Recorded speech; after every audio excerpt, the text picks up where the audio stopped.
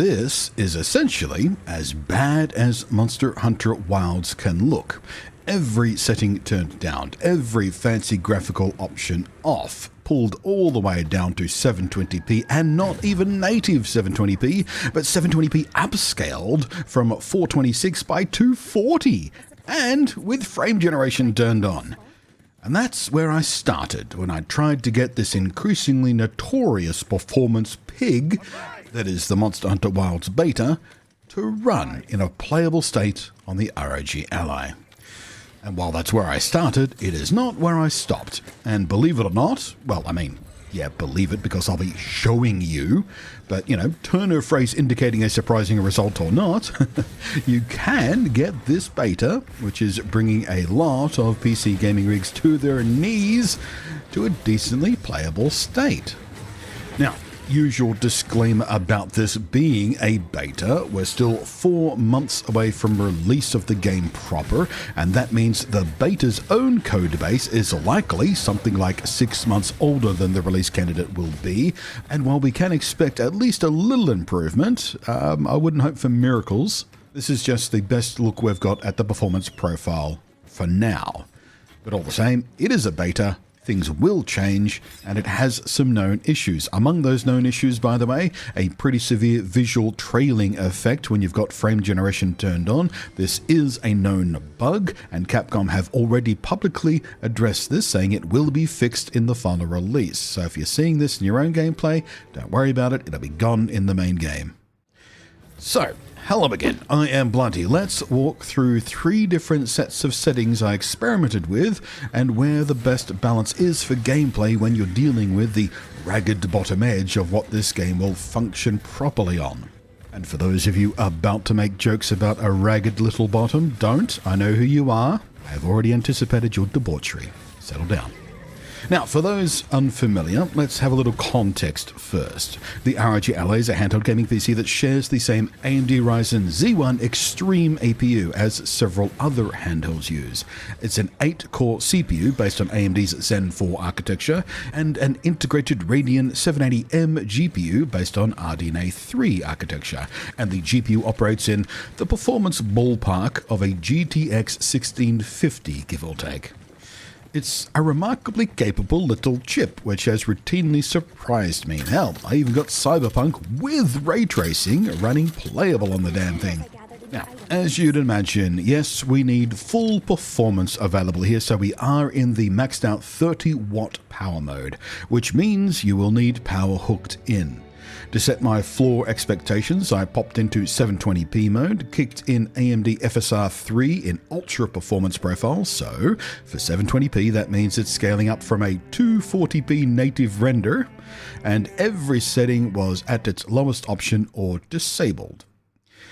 Initially, I kept frame generation off because, while I warned against it in my last video comparing all 3 platforms because of the input latency it introduces, at least a few of you out there claimed you can't tell. You left comments going, well, I use it and I can't feel the input latency, which frankly I find hard to... I'm not going to call you a liar, but I find it hard to believe. Maybe my reactions are just a bit faster than those people. I don't know. That seems unlikely. I'm 46. My reaction time should be slowing down by now, eh? In any case, without frame gen on, we do indeed hit what I would consider bare minimum playable for a Monster Hunter title. It's not pretty, and things like small monsters and endemic life tend to render in only very close to the camera, which is a bit distracting sometimes, but not sort of super detrimental to gameplay. But the actual meat of the game, the fights, yeah, they're okay. There's enough fidelity to see what's going on and react appropriately to it, and while the frame rate just edges the line of acceptable, it is at least consistent enough to not mess with frame pacing in a way that screws up the all-important input timings. I should also note, the UI elements here are set to their smallest possible size, my own preference to minimize clutter without losing functionality from them by turning them all the way off, which you can do individually by the way. But just for the record, you can make them larger if you need. In fact, they are larger by default. If you need to see them clearer, say you're new to the game and need a better feedback from them, But yeah, at this point, it looks kind of rough. FSR 3 at its ultra settings for 720p upscale is, what shall we say, inelegant, but it is playable. So let's see where else we can go. Well, on my main rig, I found FSR3 in quality mode to be the preferred option for my 4K output needs. When you're talking about the lowest of the low end, the most aggressive upscaling possible with it, Intel's XeSS in many games has proven to be the cleaner looking option in my experience. And indeed, here too, it provides a notable, cleaner upscale with fewer artifacts, especially on high detail and high contrast edges. The floof on the armor, for example. However, XeSS can't be used with frame generation here, because the frame generation in play is indeed AMD's own version built into FSR3, so you need FSR3 active to use it. Of course, this isn't true of rigs with NVIDIA cards, which can use the DLSS frame generation, but of course, machines like the ROG Ally are pure AMD machines, so the proprietary NVIDIA stuff is just out the window. Hooray for AMD's open source FSR3. So, back to FSR3 we go, and let's see how frame generation actually feels here. Once again, personally, I can certainly feel the difference in input delay, although I will say, for whatever reason, it did feel less severe here than it did when I tested this on my main rig on day one.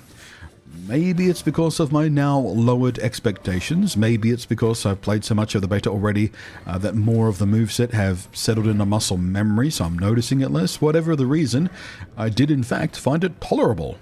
Not ideal, but tolerable. And nothing so huge that I can't adjust to it. Only time will tell if it becomes a larger problem deeper into the final game, where you start facing significantly more challenging fights. For now, at least, we'll call it functional, and the extra visual fluidity is certainly welcome. Of course, it still feels like I'm playing at 30 FPS or so, because I am, when it comes to those input timings and reactions, because FrameGen only works on the perceived visual flow, of course. It's a trick, it's not magic. But it did feel a little easier on the eyes during fast camera pans and whatnot, which I do appreciate. So, with that in mind, let's pop the upscaling up another notch and see if the frame generation can compensate enough to keep the game smooth, but looking a little better as well. Under the performance profile for FSR3 upscaling, we're now dealing with an internal render of 360p to the 720p upscaled output, and it does indeed look noticeably cleaner. But frame rate wise, we're now in the high 40s to mid 50s on average. At least in one of the more demanding areas of the map, it's slightly better elsewhere. But this means the real frame rate, what it feels like when it comes to control input, is indeed 20 to 25 FPS, and that's not ideal. You can adjust to it, and it is actually easy to do that when the visual flow looks like it's 50-something FPS and not, the actual 25, but the input timings become noticeably less snappy. Good news is, though, it is, however, relatively stable, so you can adjust for it. For some weapons, the inherently slower ones, this might even be pretty tolerable to many people. It was actually not too bad with the hunting horn, in fact. But I'm not yet convinced the slight bump in visual clarity on offer is worth giving up this level of input snap. So I swapped out to the switch axe, and to my surprise, it felt okay. I mean, again, I'd worry about the higher demands of mid and end game monsters with the slight sluggishness of input timings here, but it actually didn't feel too bad.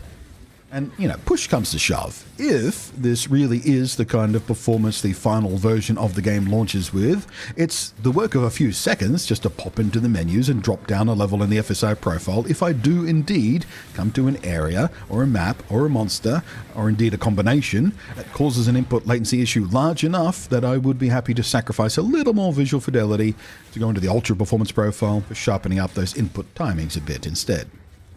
That is, after all, one of the big bonuses of gaming on PC. You get to fine-tune your settings to your own choices of balance between look and feel and performance, so you get to play the way you want to play. So, while the discourse right now is about how demanding this game is on hardware, and it is, and there's no doubt about that, it's a pig of a thing, it is a pleasant surprise to find that even on comparatively humble hardware, there is still a path to playable if you fiddle with it enough. It's not pretty, but it's playable. And here again, I'm just left impressed by AMD's hardware. What they're doing with these little APUs for mobile chipsets and handheld gaming PCs, it really is quite impressive.